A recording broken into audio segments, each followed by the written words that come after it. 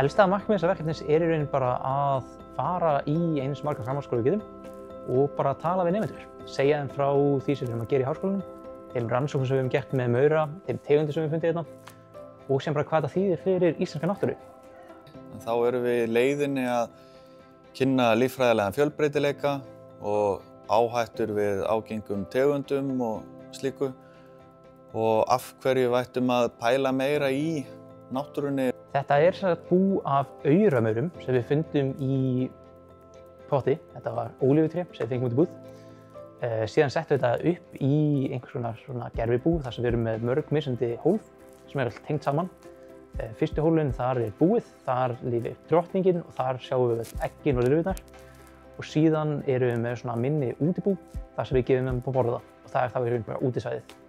Við erum farið núna í alveg einhverja 10 mismunandi framhaldsskóla og þetta er mjög mikið af fjölbreyttu fólki. Fólk hefur mikinn áhuga á þessu og spyr margra spurninga, mjög mismunandi spurninga.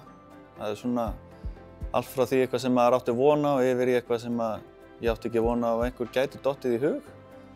Í heiminum þá reiknað með því að það séu til líklega kannski 20.000 tegundir af maurum.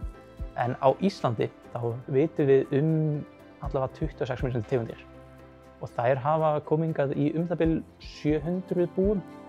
Þannig að þetta er alveg nokkuð mikill fjöldi af maurum sem við komið hingað.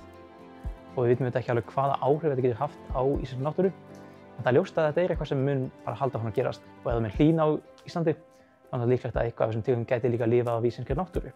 Við náttúrulega fengum bara styrk fyrir að fara í framhaldsskóla núna, en við erum með styrk til að fara í leikskóla út á landi.